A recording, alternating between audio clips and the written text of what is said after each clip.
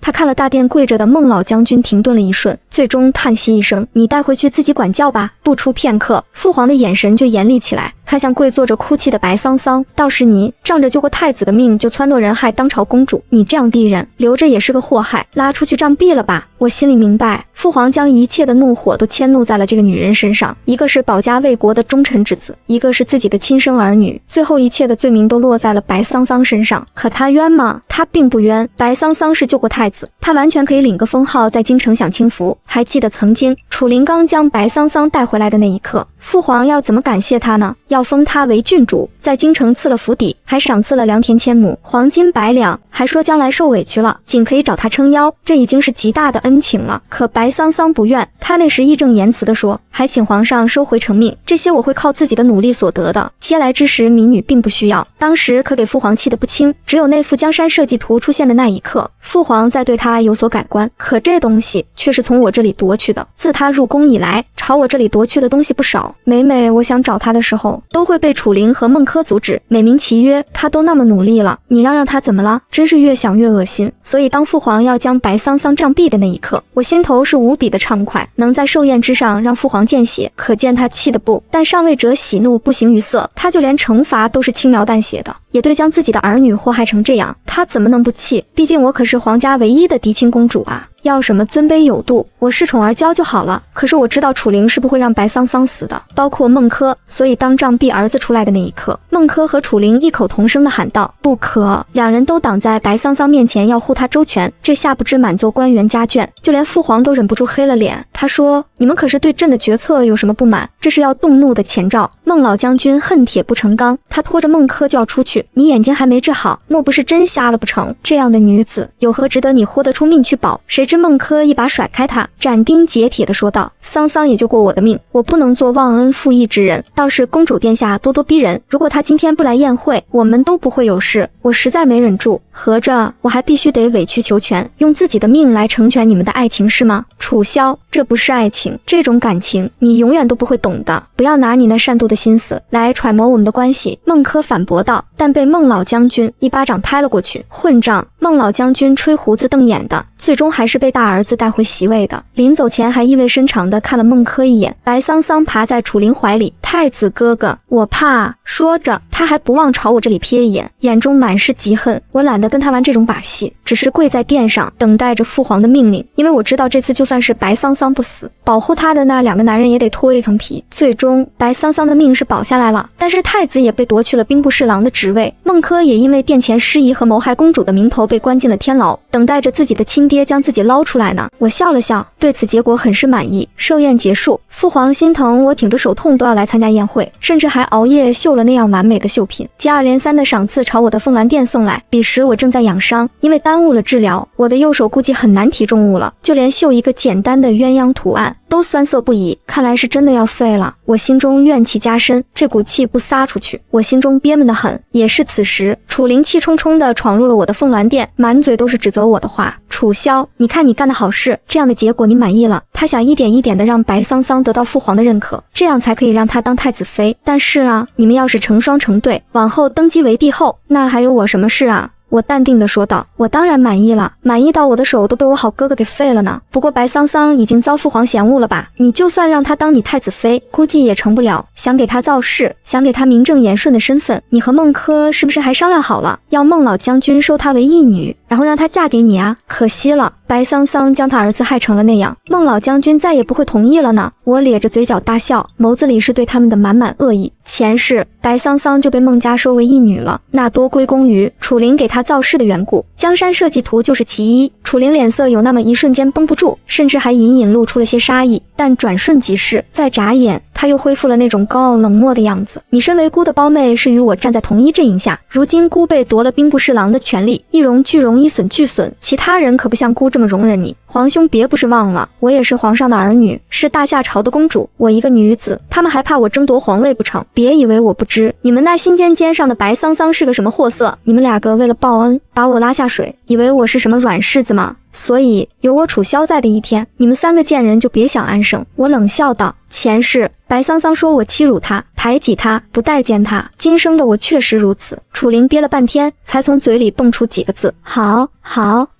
说罢，他深深地看了我一眼，转身离去。我巧笑嫣然，恭送太子殿下。我在寿宴上控诉太子抢夺我的成果，送给他的心上人这件事传遍了整个京城，包括孟轲也在里面扮演着白桑桑的追求者。在民间，这些茶饭之后的谈资越传越邪乎，有说我喜欢自己的皇兄的，还有说我是个善妒的，当面陷害自己夫婿的心上人，又有人说我是个可怜人，兄长和夫君都向着外人，我这么做情有可原。还有人说我不知理的，不应该在那众目睽睽之下落了太子的面子。当然不只有说我的，还有说那2个人的，什么妖艳货色的狐妹子白桑桑，什么为爱痴迷的当朝太子，以及默默暗恋的将军庶子。最终这些都入了民间的话本子里，有着无数的版本。我将手里写着这些事迹的话本子放在桌上的时候，母后来了，她一脸威严地进入我的凤鸾殿，可见是兴师问罪的上来就开口，萧萧，你太让母后失望了，也不知道楚灵在母后面前说了我多少坏话。我淡笑一声，母后啊，而臣受了委屈还不能说吗？母后坐到主位上，摆出了往日里的皇后架子，温柔端庄。萧萧，你哥是太子，在这个位置上有太多的不容易了，你身为妹妹就应该体谅体谅他的难处。如今他兵部的职位被撤销，那他在朝堂还有什么立足之地？将来若是其他皇子登上了皇位，你我2个女子又该怎么办？你知道的，历代皇位之争的失败者只有死路一条，只有略微仁慈的一点的才能留我们一条性命，但也不似这般骄纵奢靡的日子了。母后在那里苦口婆心地劝导我，句句的都是要让她自己的儿子做皇帝。可是我不想，这些话倒是点醒了我，是不是应该拥立其他皇子了？不过在这之前，我挑眉对母后说道，母后今日来的目的不只是劝说儿臣吧？母后停顿一瞬，最终淡漠地说道，的确如此，我来是要你跟孟家庶子完婚的，我不是已经解除婚约了吗？父皇都同意了。我拔高了声音，满是不可思议地看着他。楚萧，母后冰冷的眼神看向我，你现在怎么变得如此不懂事？孟家掌握着兵权，大儿子娶的商人之女，上不得台面，但你嫁过去，身为公主，下嫁于将军府，这就是个恩情。到那时，你皇兄兵部的职位就会恢复，甚至还能得到孟家的支持。所以你去求你父皇收回成命。我面无表情，直接将桌子上的茶盏都甩到了地上，瓷器的清脆声响起。我这才说道：如果母后是来劝臣这个的，那就请回吧。母后眼神逐渐冷漠下来，你还是我的女儿吗？我是大夏朝的公主，皇后娘娘。我微笑着面对她，也不曾想想，我前脚刚求父皇退婚，后脚就叫人收回成命。父皇不对我失望才怪了。而在这大夏朝是谁做主？当然是皇上了。我以后只要做个孝顺儿女就好了，当然没有母后的份。你……母后指着我，半晌都说不出来话来，最终只是说：你在宫里憋太久了，不如出宫游玩一段时间吧。我对于他的反应并不奇怪，这是要赶我走了。对于他偏心自己的儿子，我的心情没有什么太大起伏，毕竟他可是要靠着这个儿子当太后的。可皇帝佳丽3000，当朝后宫的妃嫔足足有100余人，儿子女儿有的是，当朝大皇子，身为皇帝的长子，虽不是嫡出，但也有不少人支持。可我却知道一位深藏不露的主，前世最后才跟楚灵斗得你死我活，差点将人踹下台的端王爷，他是当今圣上的胞弟。我答应了母后，好啊，那就让我去南阳封地吧，那里风景宜人，温度适宜，刚好适合游玩。我说出这句话的时候，母后深深地看了我一眼，才转身离去。南阳是端王的封地，早年间端王就随自己的妻子到封地居住了，美名其曰喜好游山玩水，不喜皇城的禁锢。可谁又知道这位端王爷的心思呢？不过要想让端王认可我这个敌对的妹妹，光是去投诚可不行，还得拿出点什么。那么孟家就是其一了。想到这里，我笑出了声。楚灵啊，楚灵，没想到吧？孟府世子的妻子是端王爷失散多年的女儿，这我也是后来才知道的。不过那时候的世子早就被孟轲害死了，包括他的妻子，也是因为这个原因，端王才怒急攻心，非要跟楚灵对着干。最终棋差一招，就差在孟轲掌管了孟家军的那一刻。但临走前还有一件事，我那父皇有心急，这也是后来在楚灵逼宫时突发去世的，当然也不乏母后常年给他喂药的缘故，所以我得将这件事解决了。父皇待我还是不错的，其实父皇对待每个女儿都是宽容的，对待儿子倒是严厉了一些，倒有一点民间父亲的架势，所以我可不能让他死了，他死了就没有人给我撑腰，没有人给我封号了。我收拾了一下东西，去了一趟御膳房，这是母后给父皇准备的药膳吧。我笑着走过去，看向提着食盒的太监，他正往里装东西，听见声音，太监一惊，差点把食盒打翻，但抬眸注意到我，才松了一口气。是公主呀，老奴这就要将药膳送到御书房呢。太监讪笑道，仔细看他的眉宇间还有那么一抹慌张，这是做了亏心事的表现。我笑着开口，你把药膳给我吧，我拿去给父皇。这太监有些迟疑，我继续说道，这可是我母后准备的药膳，对吧？母后惦记着皇兄没有时间，那只能我这个做女儿的送去了。是啊，我可是皇后亲生的，怎么可能会害他呢？可前世母后却对我的死视而不见，我不信他会不知道皇兄的计划。那药膳最终还是被我拿了过来，我端着药膳一步一步地走到了御书房。皇兄还在关禁闭，其实母后的说的话没错，一荣俱荣，一岁俱损，可我是大义灭亲之人呢。我笑着让看门的太监通传一声，然后走进了御书房。彼时的父皇正在翻阅奏折，是不是地揉了揉自己的脑袋，他的头疼，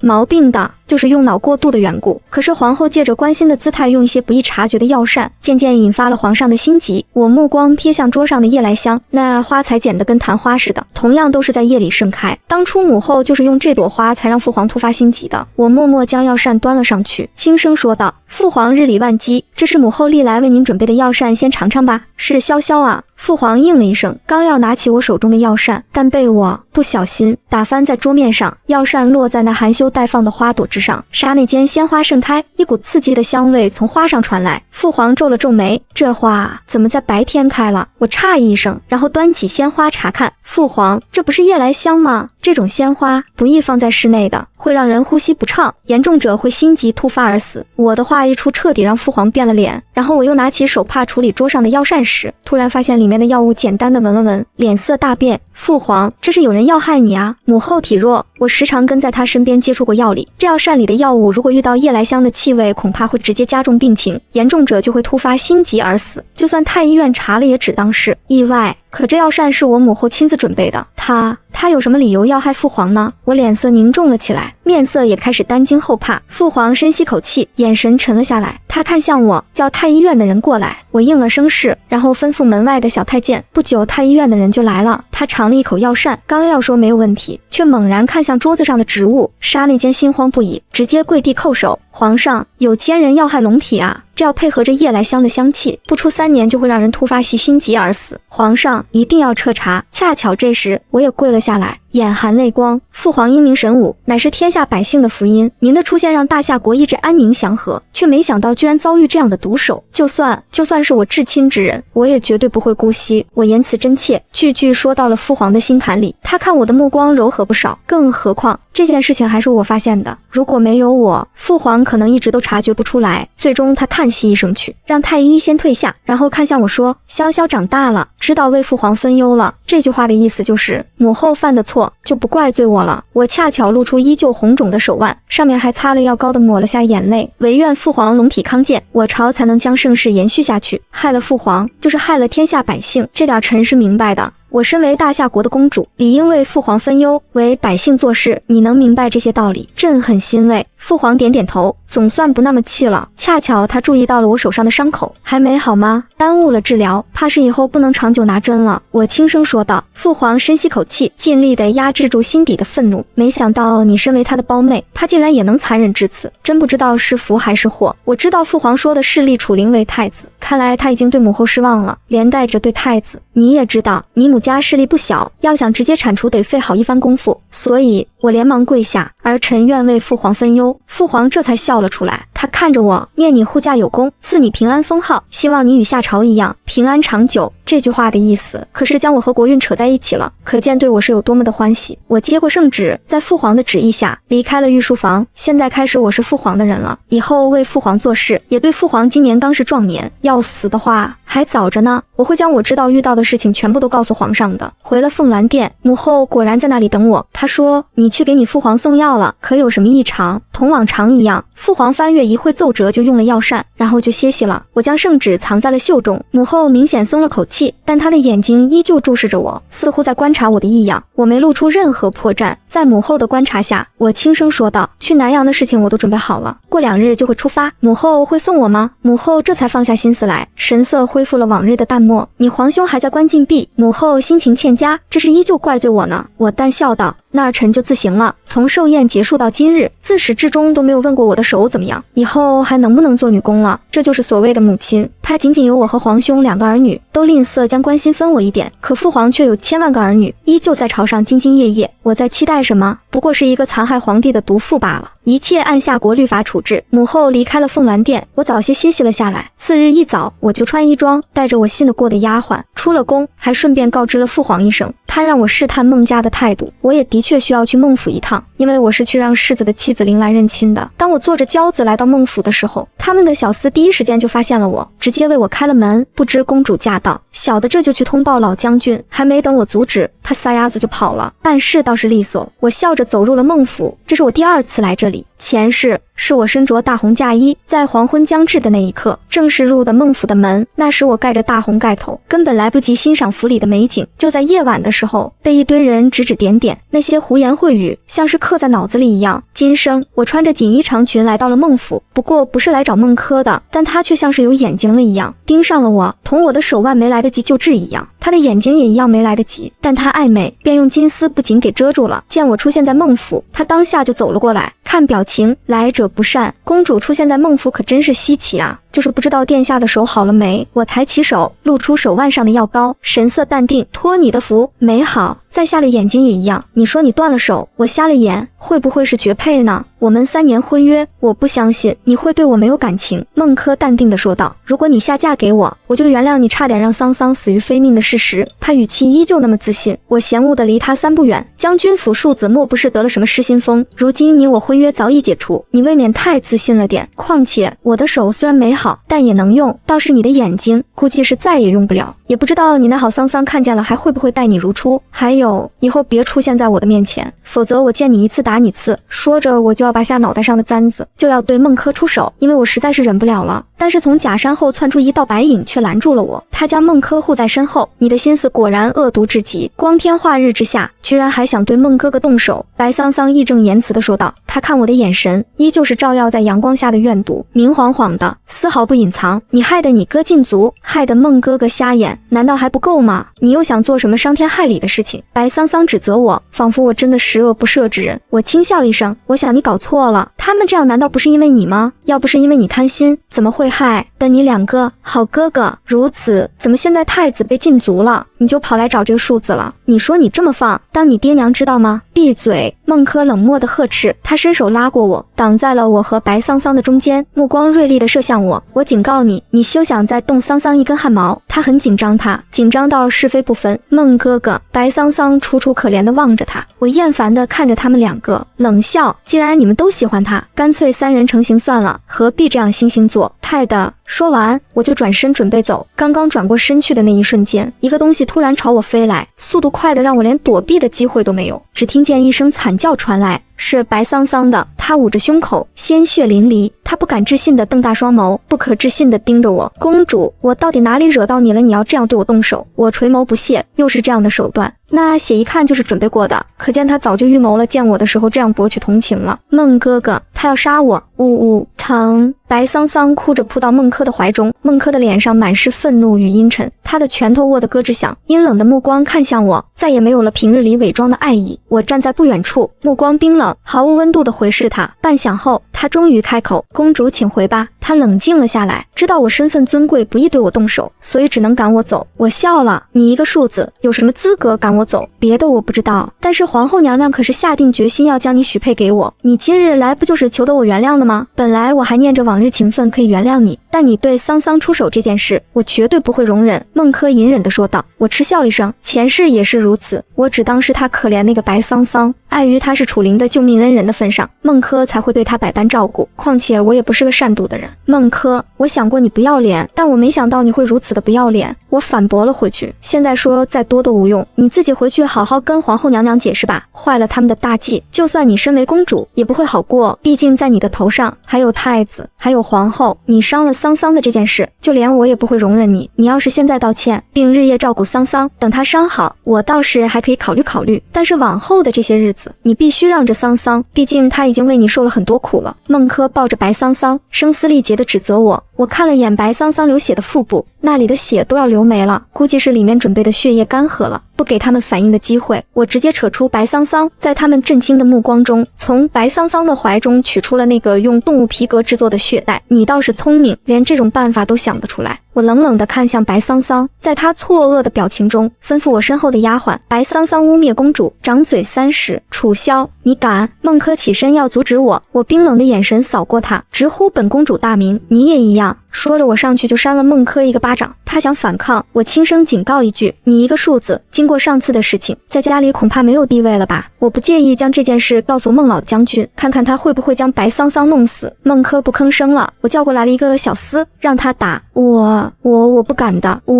小厮颤颤巍巍地说道：我让你打你就打，打完你以后就跟着本公主吧。真的？小厮眼神一亮，见我肯定的点点头，上去就给了孟轲一个大耳刮子。30个巴掌打完，两人早已肿成了猪头。看着他们滑稽的样子，我笑出了声，真是丑人多作怪。我今日来是找将军府的世子水灵兰的。我的话让孟轲又震惊了，他问：你找他做什么？红肿的脸颊让他说话都不清晰。我笑了，你管我找他做什么？赶紧带你的好桑桑去看大夫吧，免得毁容了。是吧？毁容怪！我叫了白桑桑一声，他流露着怨毒的眼神，被孟轲带走了。临走前，我还不忘埋汰他一句：你这把戏现在可没有用了，孟轲在我面前可护不住你。这样意味深长的一句，让白桑桑瞎想，但至于想什么，我可就管不着了。在他们离去的那一刻，孟老将军带着世子一家走了过来，他恭敬的行礼，见过公主殿下。我深深看了他一眼，这才是正常人才是。而水灵兰听说我是来找他的，更是诧异了很久。公主，我一个商人之女，何德何能，居然能得到您的垂怜？她有些惶恐，还以为自己犯了什么事了，又或者说得罪了我。毕竟现在的京中谣言，我的名声也不算怎么好听，但也不差啊。这些流言无伤大雅，我也没有想嫁人的打算。我想等这一切尘埃落定，报了仇，我就去游山玩水，再带几个武功高的侍卫，岂不是快哉？那人既然能让公主瞧上，那也是他的福分。铃兰，过去陪公主说说话吧。世子安抚地对水灵兰说道。她这才缓过神来，不那么怕我了。我摸了摸自己的脸，难道我自己是什么洪水猛兽吗？我说这件事你们都可以听，不过要对外保密哦。孟老将军一听这话，脸色凝重了起来，大概知道了我要说的是非常重要的事情。我们到了一处隐秘的厢房，这里是孟老将军的书房，平日里不会有外人打扰。他特意为我要给我倒茶，但被我拦了下来。还是我自己来吧。我喝了口茶水，然后看向手拉手的那对夫妻。世子名为孟里，并没有从军，因为怕皇上猜忌，他们也懂得功高震主的祸害，所以孟里只是在宫内当一个闲散的官员，职位不低，四品官，但也足够了。他有着家世在朝中也算过了舒心，跟水灵兰是一次游玩认识的，两人相见恨晚，再见倾心，不顾家事的困扰，就将人娶了回来。将军也是个开明的，当下就答应了。婚后两人也恩爱有加，自死的那一刻，双手都是紧握在一起的。而水灵兰的父母得知女儿的死讯，当下愤愤不已。他们当然知道自己的女儿是端王爷的孩子，只不过一直不舍得。当女儿嫁入孟家后，就更没有说了，因为孟家一直跟太子走得近，他们知道皇权里诡秘复杂，也就一直没敢说。但女儿死了，他们的心也就化为了仇恨，直接去南阳找上了端王，将他们这些年做生意赚来的钱全部都献给了端王，只为了让他为水灵兰报仇。端王爷也是靠着这笔钱才走到最后的，但也同样是因为我瞥了水灵兰一眼，她倒是个有福气的，父母疼爱，丈夫怜惜，可惜被那三个贱人结束了幸福美满的一生。她被我这一眼吓得不轻，连忙躲在孟里的身后，看得我好笑，一时鸦雀无声。他们正在等着我发话，我轻声说，我记得灵兰不是她父母亲生的，对吧？我这话一出，水灵兰的眸子顿时迷茫，她摇摇头，我不知情，不过我父母待我极好，不像是养父母。他们是不是说过有一个玉佩要你贴身保管，这玉佩对你很重要？我再次问道。这次水灵兰点头了，她拿出了那枚刻画着白凤的玉佩。我母亲确实曾经交代过我，就是公主说的那个意思，要好好保管。那就对了，你这个玉佩是当朝端王爷与他妻子的定情信物。当年他们刚去南阳封地的时候遭遇了暗杀，就将自己的孩子托付给了一家农户。可惜他再次去的时候，那农户早已走了，据说是遭遇了土匪，被赶跑了。为此端王也一直在昭告天下找寻他的女儿。这件事是人尽皆知的事情，但是他们还是不理解，怎么水灵兰就是端王爷的女儿呢？公主，您说的这些可有证据？孟老将军一脸懵逼。我笑着问水灵兰，你养父母知道这件事，只不过你们孟府跟太子走得近，他们怕你因为端王的原因被太子威胁，遭遇不测，当然也夹杂着私心。老两口没有孩子，当日你的出现对于他们来说又何尝不是救赎呢？水灵兰爱哭，她吸着鼻子，大概也明白了前因后果了。原来是这样，公主身份尊贵，想来不会撒谎，也就是说我真的是端王的女儿。可是如果我认亲了，那我父母怎么办？他以为我要将他去带到端王那边去，从此跟他父母两不相见。我抚了抚额，这孩子还真单纯。可你们有没有想过，太子要完了？我这话一出，扑通扑通的让他们全都跪在了地上。老臣惶恐，不知公主这是何意？孟老将军颤颤巍巍地说，他老了还想颐养天年呢。你事先答应了我跟孟轲的婚礼，不就是碍于皇后的母家吗？所以你是被迫战的，对吧？孟老将军低着头，他轻声道，老臣的确觉得小儿确实配不上公主。这话我听着舒心，不打紧。我现在也不想跟他成婚，但我母后却逼着我非要联姻。可是你这明明不是有一个现成的吗？孟老将军又懵了。可是端王是皇上的胞弟啊，他是想问一个皇上的弟弟怎么当太子。我抽了抽嘴角，怎么我父皇就楚林一个儿子吗？你和端王爷在背后支持一个皇子，还愁人家不是太子吗？更何况你们应该支持的是皇上啊，我父皇还没死呢，他还有好些年能活。我淡淡的说道，然后看向地上的孟老将军，我会逼太子造反，你小心孟轲，小心他害了你们一家，逼急了他在你们饭菜里下毒都有可能，他怎么可能对亲生父亲下毒手？孟里不敢置信。我说，你就当他为了那个女人疯魔了吧，这段时间我会在你这里居住。对了，你的贴身玉佩交给我，我会将这件事告诉端王，相信他会明白的。水灵兰只犹豫了一瞬，就将玉佩交给我了。我接过玉佩，叹息一声：今夜你们就会明白了。我们只能跟太子站在对立面。孟老将军虎躯一震，他低着头也叹息一声，真是难为他一把年纪了还要操心这些。果然今夜的时刻，被梦里在伙房抓住了一个想要下毒的丫鬟。他被带过来的时候神色慌张，甚至还要服毒自尽。你要是死了，我保证你的家人也活不了。孟轲会推你顶罪，将你全家下狱，然后独自一人占领整个将军府。我淡淡的说道。当然这背后还有楚灵的帮助。梦里脸色不好看，因为与死神擦肩而过的滋味并不好受。这位丫鬟是他们的家生子，所以他们很是信任，并不认为居然会有人在光天化日之下在将军府投毒。可今夜就看见了。孟老将军得知消息差点背气过去，水灵兰更是一脸的担惊后怕。将军，那丫鬟当场就哭了起来。